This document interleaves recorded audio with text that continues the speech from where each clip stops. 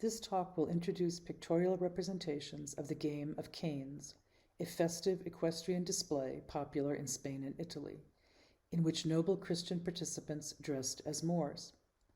This form of mimicry raises a number of questions about iconography and identity.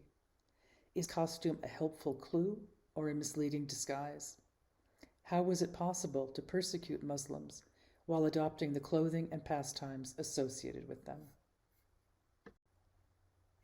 The game of Cañas was performed across Spain, but we have several images and documentation about events in the Castilian city of Valladolid.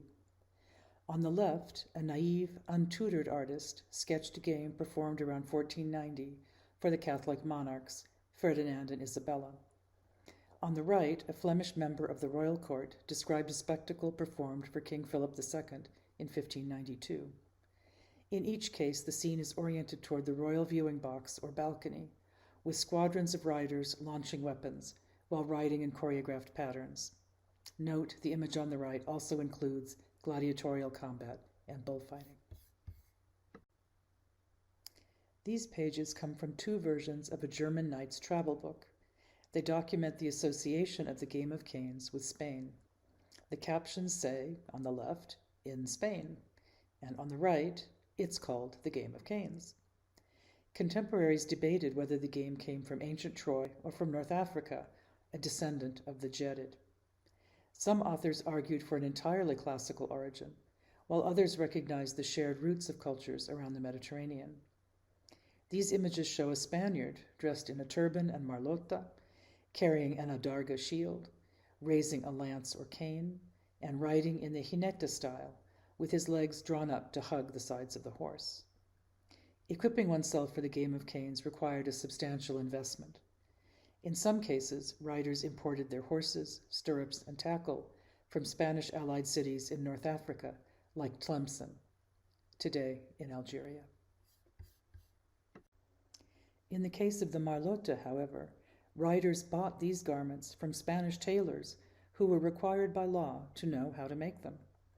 The pattern at the top is for a silk marlota, while the one below specifies damask. Real moriscos, recently converted Muslims, were forbidden from wearing such clothing or fabrics.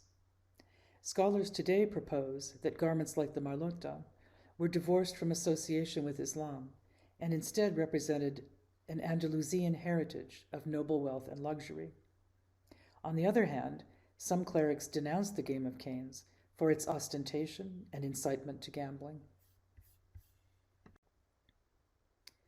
The Flemish painter Jacob van Lethem produced a suite of 4 paintings documenting the travels of Philip the Fair of Burgundy. For the game of Cañas performed in Valladolid, he shows the usual riders dressed in Moorish, or perhaps we should say Andalusian style, throwing weapons in the air while spectators appreciate the festive display from the rooftops of the Plaza Mayor. The only rider wearing a black cap and dressed in a red and yellow marlota, the colors of Aragon, might be identified as Philip himself, who consolidated his control over Castile and Aragon during this 1506 visit. Philip's son, the Habsburg Emperor Charles V, organized a game of Cañas in Toledo to entertain his pregnant wife Isabella of Portugal, as is explained by an inscription on the painting.